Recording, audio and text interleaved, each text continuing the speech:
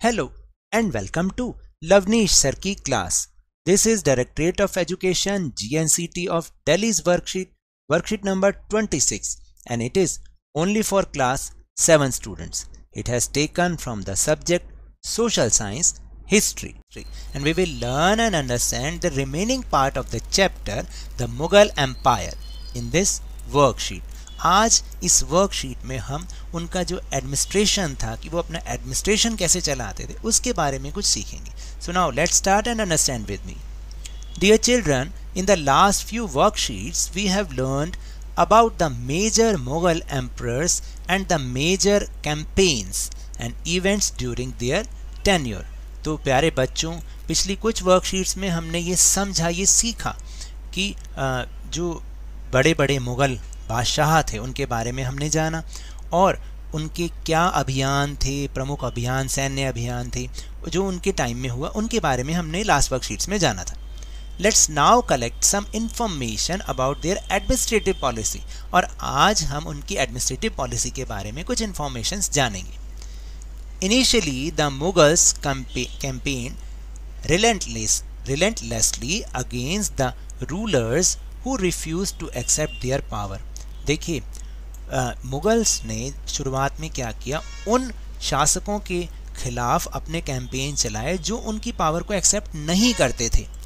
As the empire expanded to encompass different regions, the Mughals recruited diverse bodies of people. देखिए, जैसे जैसे मुग़ल शासन, जो मुग़ल साम्राज्य था वो बड़ा होता चला गया, उसके अंदर बहुत सारे डिफरेंट रीजन्स मिलते चले गए, तो मुगल्स ने बहुत सारे अलग अलग सोशल ग्रुप्स के लोगों को रिक्रूट करना शुरू कर दिया.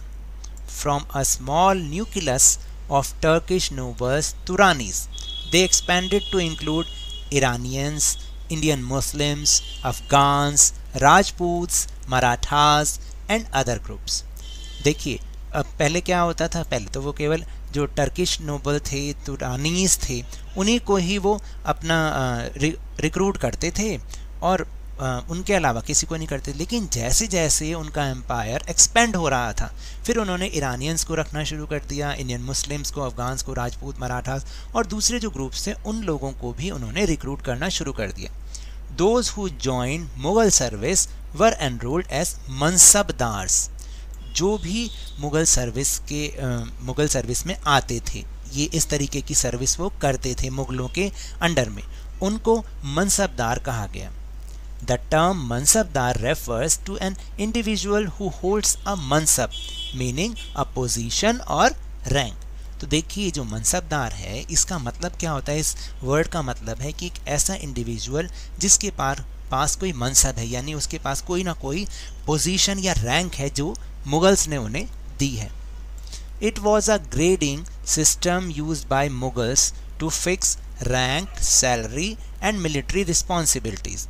ये एक ग्रेडिंग सिस्टम होता था जो कि मुगल्स के द्वारा शुरू किया गया ताकि जो मनसबदार होते थे उनकी रैंक, सैलरी और उनकी मिलिट्री रिस्पॉन्सिबिलिटीज़ को फिक्स किया जा सके.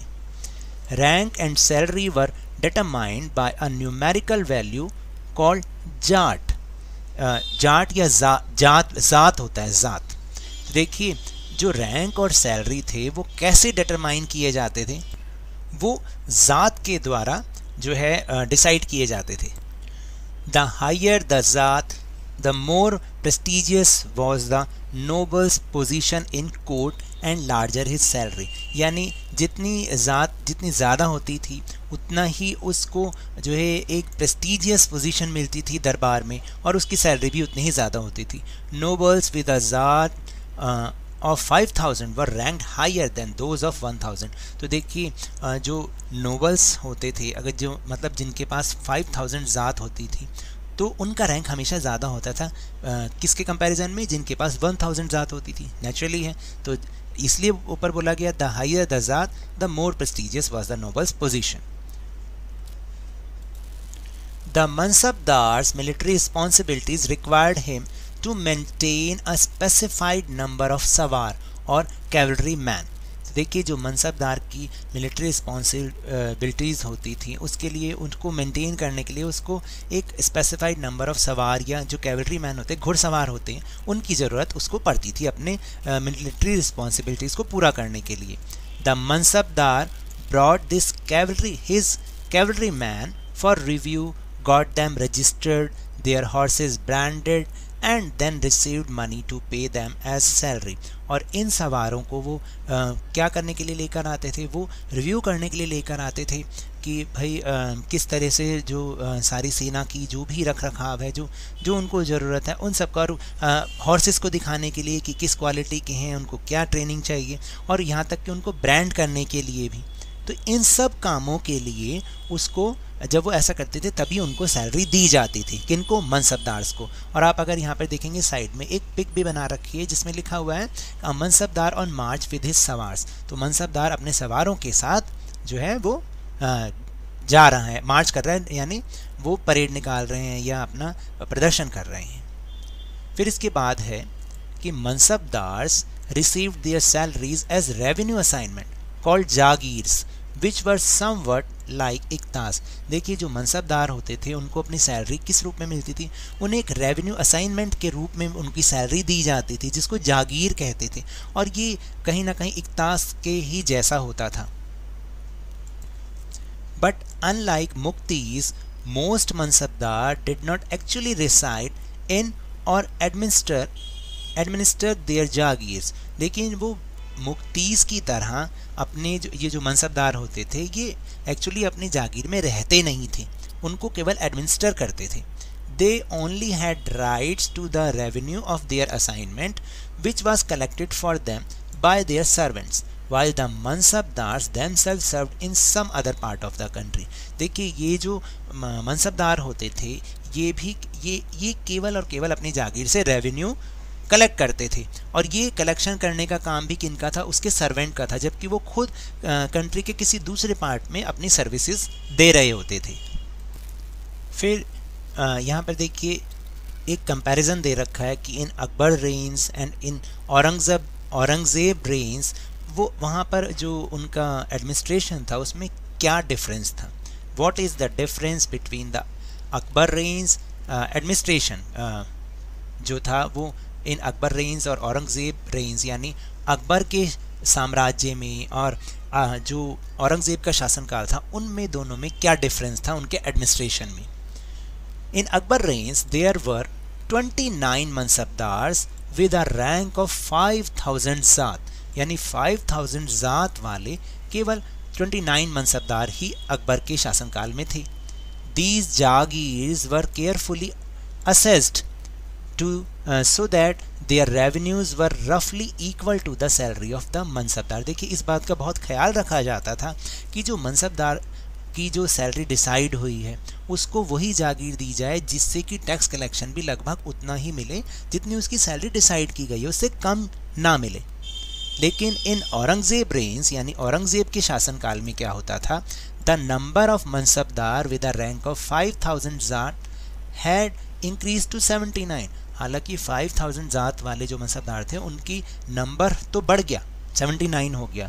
The actual revenue collected was often less than the granted some.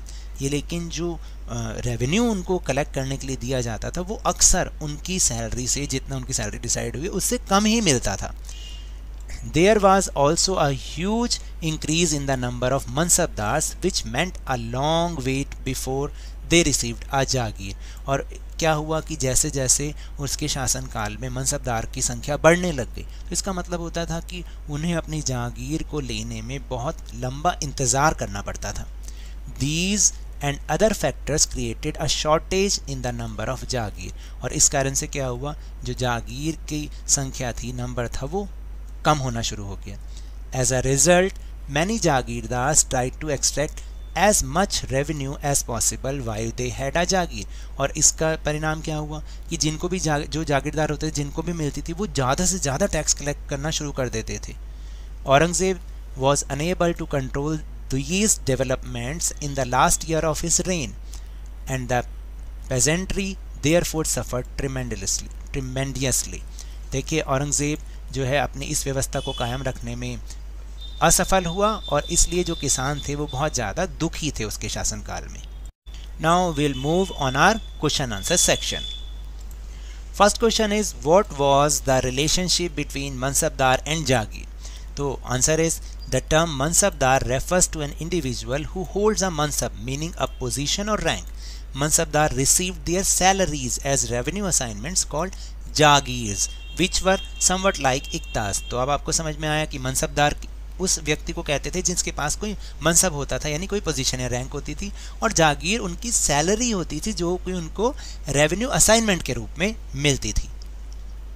Now the second question, why was it not only important for the Mughals to recruit mansabdar from diverse backgrounds and not just Turanis और Iranians। यानी अब आप को इसमें ये बताना है कि केवल जो शुरुआत में जैसे तुरानीज और ईरानियंस को ही वो मनसबदार रिक्रूट करते थे, अब मतलब वो दूसरे लोगों को भी, दूसरे डाइवर्स बैकग्राउंड के लोगों को भी उनके लिए मनसबदार रिक्रूट करना क्यों ज़रूरी हो गया।